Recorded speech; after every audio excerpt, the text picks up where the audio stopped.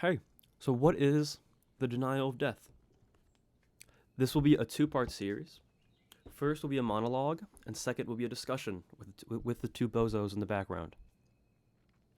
So I'm going to summarize a 250-page book in 3 sentences, actually in one. In the Denial of Death, Ernest Becker argues that much of human civilization, its culture and achievements, can be understood as a symbolic defense mechanism against the knowledge of our mortality. So this is a nice quote from page 3 of the book. But man is not just a blind glob of idling protoplasm, but a creature with a name who lives in a world of symbols and dreams and not merely matter. His sense of self-worth is constituted symbolically. His cherished narcissism feeds on symbols, on an abstract idea of his own worth, an idea composed of sounds, words, and images, in the air, in the mind, on paper. End of quote. A common symbol is the hero. Society constructs hero systems, which are frameworks that dictate what constitutes heroism within a given culture. Here's another quote, the last quote, I promise. The fact is that this is what society is and always has been, a symbolic action system, a structure of statuses and roles, customs and rules for behavior, designed to serve as a vehicle for earthly wisdom. End quote. Now that we're done with the introduction, let's get a bit more into detail. So this book is divided into 3 parts. Part 1, the depth psychology of heroism. Part 2, the failures of heroism. Part 3, retrospect and conclusion, the dilemmas of heroism. So here I'm going to give a quick summary of each chapter and try to talk about there's 11 chapters, and try to talk about this section of chapters as like parts, right? And then I'm going to have a bit more of a free-form discussion with my 2 friends. So first, part 1, the depth psychology of heroism, which is comprised of 5 chapters. The terror of death, the recasting of some basic psychoanalytic ideas, human character as a vital lie, the psychoanalyst Kierkegaard, and the problem with Freud's character. Now here, I actually was only able to really get my head around the first 3 chapters. The last 2, I'm just skipping over, but whatever. So, however, I promise part 2 is better, right? So in chapter 2, The Terror of Death, Becker explores contrasting views on the fear of death. One perspective, termed healthy-minded, suggests that fear of death is not innate but rather developed through negative experiences, particularly in childhood. Another perspective, labeled morbidly minded, argues that fear of death is universal, deeply ingrained in human psychology despite attempts to suppress it.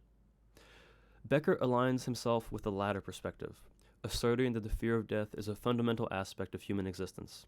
He cites the framework of psychoanalyst Gregory Zilborg, who argues that while fear of death may not always manifest overtly, it underlies many psychological conditions and conflicts. According to Becker, a response to the terror of death is us going on immortality quests through the hero's journey, which, as his thesis states, the hero's journey is through culture, religion, and achievement, which is a symbolic defense mechanism against the knowledge of our mortality. In Chapter 3, Becker contends that the essence of humanity lies in its paradoxical nature, the dualism of being both animalistic and symbolic. This part of the book deeply resonated with me, as I can relate to the self forming an ideal that I thrive towards, and then contrasting that ideal with the reality of my animalistic self-actions. This tension between my idealized actions and my actual actions has caused me lots of mental distress, and I'm sure most people can relate. A new concept to me that is a consequence of me trying to navigate this existential struggle is character traits. Here, character traits are patterns of behavior that reflect attempts to deny the reality of their situation. Chapter 4 posits that the construction of character serves as a defense mechanism against the existential anxieties inherent in human existence. shielding individuals from the harsh realities of mortality and uncertainty.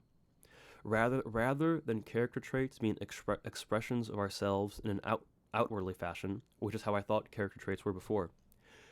According to Becker, character traits are repressive strategies to cope with the complexities of life. So that's the end of part 1, the depth psychology of heroism. Now we're going to get to part 2, my favorite part, the failures of heroism. Actually, I don't know. Part 2 or part 3 are my favorites. I don't know which one. Anyways, Chapter 7 explores the twin ontological motives within individuals. The urge to merge with something larger, and the desire to individuate and stand out. Chapter 7 also explores how charismatic leaders and group dynamics captivate and often subdue individual autonomy, leading to a collective transference where individuals project their fears, hopes, and the need for heroism onto leaders. This transference serves both as a defense against existential anxieties and as a mechanism for individuals to merge their identities with something larger, often at the cost of personal freedom and at the risk of perpetuating cycles of dependency and domination.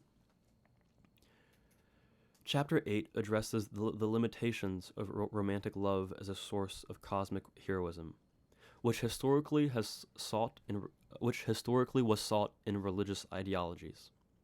Becker discusses how modern individuals often substitute romantic partners for religious devotion, attempting to achieve self-expansion and redemption through love. However, this often results in disillusionment, as human relationships cannot sustain the burden of godlike expectations, leading to a cycle of idealization and inevitable disappointment. FYI, this part is an analyzation of Otto Rank's work. I forget exactly which one, but it's, whatever. Otto Rank. He's also a major inspiration for Becker. I think Otto Rank, Freud, and are the two major inspirations for Becker here. Yeah. Anyways, on to Carl Jung. On to Chapter 9. Chapter 9 critiques contemporary psychoanalysis for its failure to fully address the existential and cultural dimensions of neurosis. It suggests that modern man's discontent stems from a deeper existential crisis that traditional therapeutic approaches fail to adequately address. This chapter argues for a broader, more integrative approach to understanding human distress, one that considers the existential fears of life and death, and the search for meaning beyond the individual. Chapter 10, A General View of Mental Illness, examines the broader implications of mental illness within the context of existential psychoanalysis. It views conditions like schizophrenia or depression through the lens of failed heroism and the inability to confront or integrate the terrifying truths of existence. Becker suggests that mental illnesses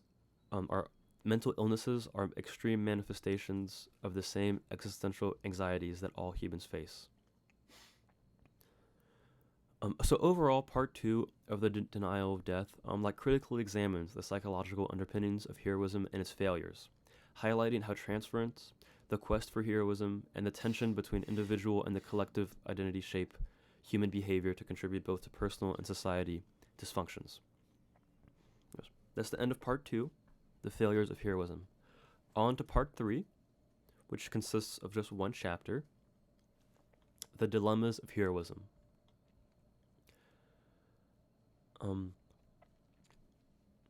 Chapter 11 is titled, What is the Heroic Individual?, which examines the complex interplay between psychology and religion in shaping the concept of heroism and individual fulfillment. Becker argues that while psychotherapy can provide self-awareness and relief from suffering, it cannot replace the transcendental and immortality-seeking aspects that religions traditionally provide.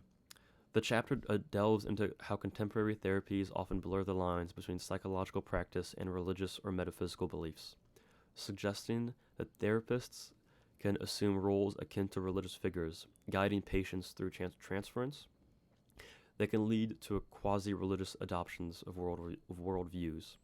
This fusion is portrayed as a natural progression of individuals seeking meaning and support in an uncertain existential landscape. Ultimately, Chapter 11 suggests that while psychology and religion can provide valuable insights and support, they are not panaceas of the existential challenges and the quest for heroism that define a human life. Becker calls for a recognition of the inherent limits of human understanding and the importance of embracing life's contradictions and mysteries, advocating for a humble approach to the profound questions of existence and meaning. So in conclusion, my favorite idea from this book is interpreting modern-day culture as having a similar function as religion, a meaning-making social system. And here's a quote. It doesn't matter whether the cultural hero system is frankly magical, religious, and primitive, or secular, scientific, and civilized. It is still a mythical hero system in which people serve in order to earn a feeling of primary value, of cosmic specialness, of ultimate usefulness to creation, of unshakable meaning. When Norman O. Brown said that Western society since Newton, no matter how scientific or secular it claims to be, is still as religious as any other, this is what he meant. Civilized society is a hopeful belief and protest that science, money, and goods make men count more than any other animal. In this sense, everything that man does is religious and heroic, and yet in danger of being fictitious and fallible. That's the end of my essay on the denial of death. And now I'm going to talk about this book with my two friends behind me, which is going to be the next video. Link in description. Yeah.